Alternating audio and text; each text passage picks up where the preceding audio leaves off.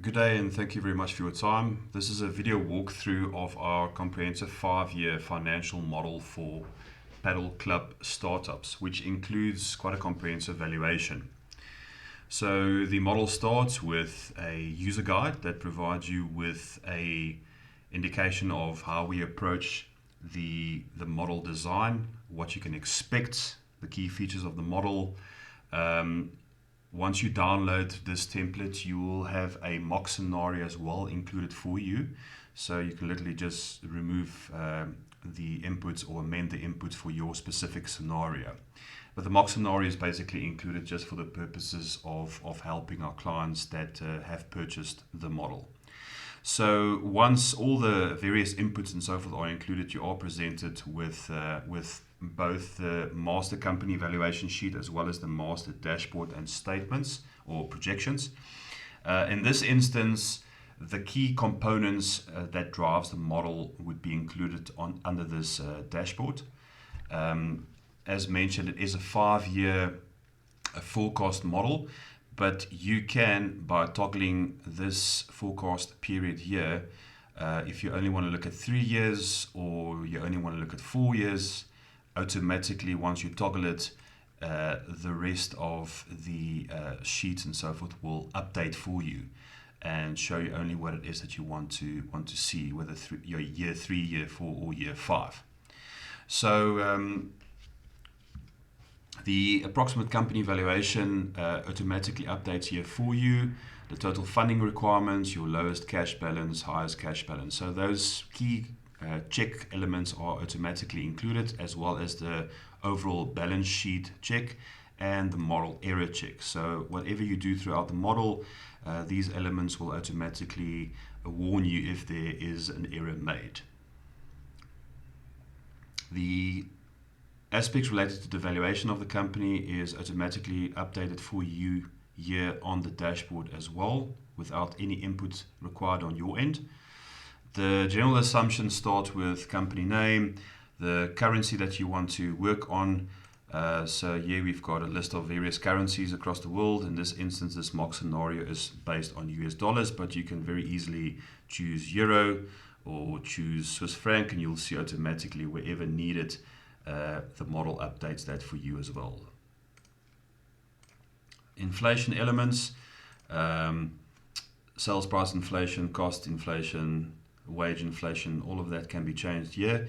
You'll see throughout the model, to assist you, there are these read notes included next to the various input cells that can actually guide you and show you the thinking behind each of those inputs. Working capital components, taxation, if you pay dividends in the company itself, all of this can be amended here. In terms of funding assumptions, debt versus equity automatically calculated for you here based on your inputs. So the model is designed in such a way that your input is only required in any of the yellow shaded cells with blue text. The rest automatically updates for you. So it is extremely user friendly, and the purpose is to keep as little input required from you as possible, so that the rest automatically works out for you, was calculated out for you.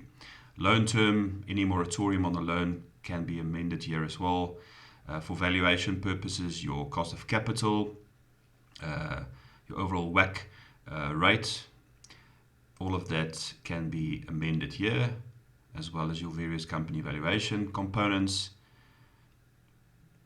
And then once those key high-level inputs have been included or amended by yourself, we can then move on to the Padel operations itself. So we've structured the assumptions linked to the actual Padel operations separately, starting with court rentals.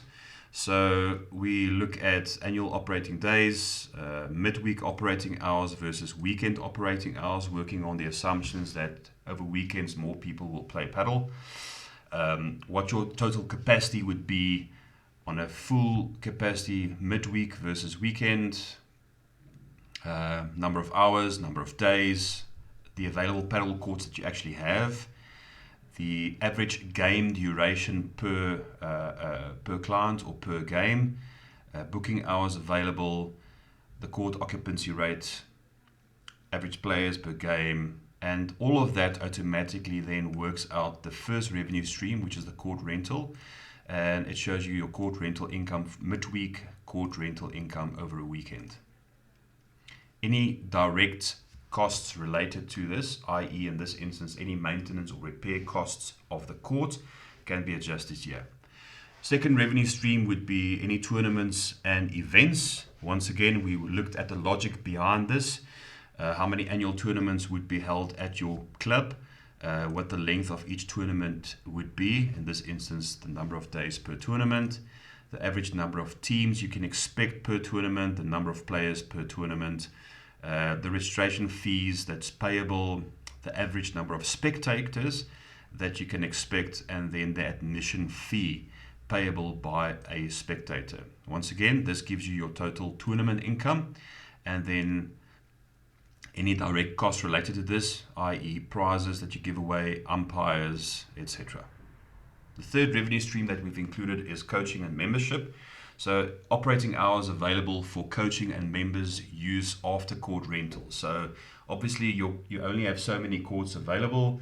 Once clients actually have used it, how many operating hours are there still available for the coaches to use it? So this is the logic behind this.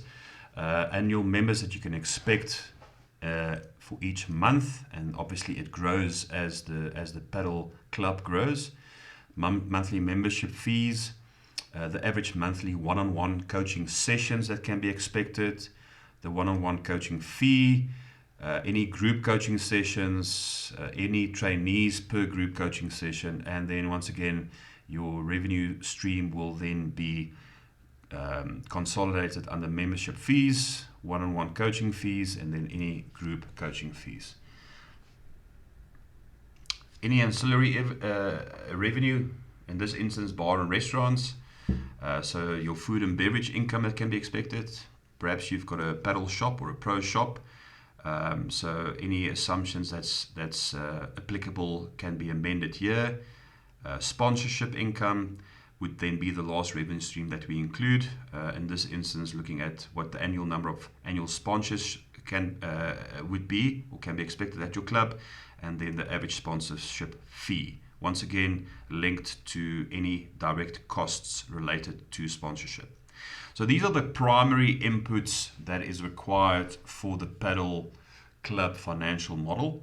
All of this automatically translates into your profit and loss statement. So here you can see your sales is split between court rental, tournament, coaching, bar, pro, sponsorship, the 6 revenue streams. So to your direct costs that we've alluded to above, direct labor we will discuss shortly. This translates into your gross profit. And then all additional operating expenses and indirect labor would then form part of this section of the profit and loss statement. All of this translates then into your conclusive profit and loss statement with your net income, taxes, everything calculated accordingly. So to your balance sheet is automatically calculated for you, as well as your cash flow statements. These 3 statements then are followed by key financial ratios, so sales growth, gross margins, your working capital assumptions, liquidity ratios,